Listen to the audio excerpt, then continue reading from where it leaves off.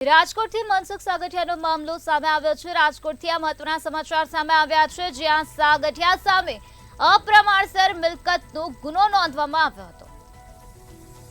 તો 6 દિવસના રિમાન્ડ પર હતો મનસુખ સાગઠિયા, ત્યારે ઓફિસમાંથી 18 કરોડથી વધુની મત્તા કબજે કરવામાં આવી હતી। રિમાન્ડ દરમિયાન ગોળ જવાબ આપ્યા છે સાગઠિયાએ, ત્યારે આજે સાગઠિયાના રિમાન્ડ પૂરા થશે। રિમાન્ડ પૂરા થતા તેને કોર્ટમાં રજૂ કરવામાં આવશે।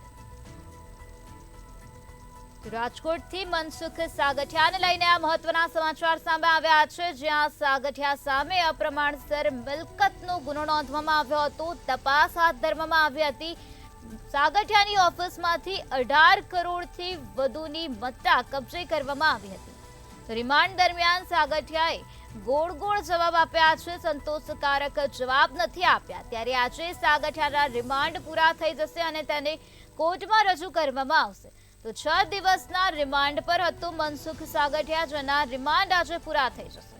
તો આજ મુદ્દે વધુ માહિતી આપવા માટે આપણી સાથે સંવાદદાતા ધ્રુવ કુંડેલ જોડાઈ ગયા છે। જી ધ્રુવ, રાજકોટમાં મનસુખ સાગઠિયાનો મામલો સામે આવ્યો છે, જેમાં આજે 6 દિવસના રિમાન્ડ પર હતો મનસુખ સાગઠિયા, જેના રિમાન્ડ આજે પૂરા થશે અને તેને કોર્ટમાં રજૂ કરાશે। શું છે વધુ વિગત? ચોક્કસથી આરોપી સસ્પેન્ડેડ ટીપીઓ મનસુખ સાગઠિયા વિરુદ્ધ અપ્રમાણસર મિલકત હેઠળ જે ગુનો નોંધાયો હતો, તેમાં 6 દિવસના રિમાન્ડ પર તે હતો।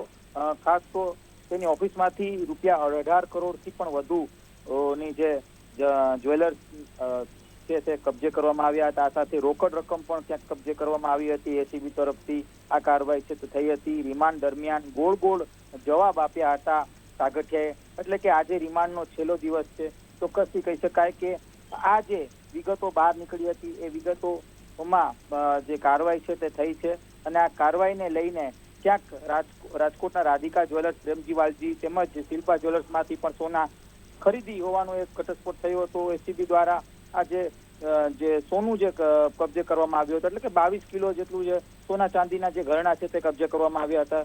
તેમાં રાજકોટની 3 નામાંકિત જ્વેલર્સના પણ નામ છે તે ખુલ્યા હતા। એસીબી સાથે ઇન્કમટેક્સની તપાસ પણ હવે હશે। આ પ્રકારની શક્યતાઓ હાલ સેવાઈ રહી છે। ઘરેણાના બિલ છે કે માત્ર કાચી ચિઠ્ઠી પર જ આ ઘરેણા છે તે ખરીદવામાં આવ્યા છે, તેના પણ ક્યાંક તપાસ છે તે શરૂ થશે।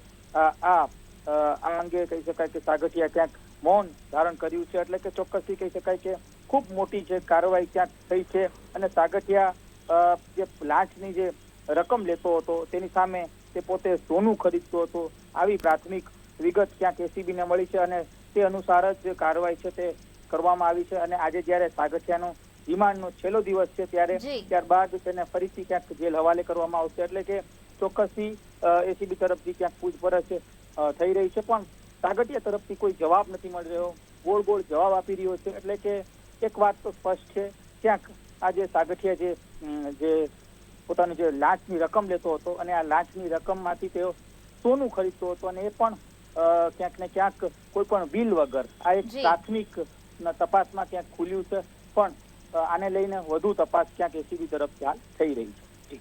જી ધ્રુવ, સમગ્ર માહિતી આપવા બદલ આભાર। સાગઠિયાના 6 દિવસના રિમાન્ડ આજે પૂરા થશે, ત્યારે રિમાન્ડ પૂરા થતા સાગઠિયાને કોર્ટમાં રજૂ કરવામાં આવશે। ઓફિસમાંથી 18 કરોડથી વધુનો મુદ્દામાલ કબજે કરવામાં આવ્યો હતો। રિમાન્ડ દરમિયાન સાગઠિયાએ ગોળ જવાબ આપ્યા હતા, સંતોષકારક જવાબ સાગઠિયાએ નહોતા આપ્યા। ત્યારે સાગઠિયાને 6 દિવસના રિમાન્ડ પર રાખવામાં આવ્યો હતો। 6 દિવસના રિમાન્ડ આજે પૂરા થશે, ત્યારે રિમાન્ડ પૂરા થતા મનસુખ સાગઠિયાને કોર્ટમાં રજૂ કરવામાં આવશે। રાજકોટમાં મનસુખ સાગઠિયાને લઈને આ મહત્વના સમાચાર રાજકોટથી સામે આવ્યા છે, જ્યાં સાગઠિયા સામે અપ્રમાણસર મિલકતનો ગુનો હતો, જેના અનુસંધાને આજે તેઓના રિમાન્ડ પૂરા થયા છે અને સાગઠિયાને કોર્ટમાં રજૂ કરાશે।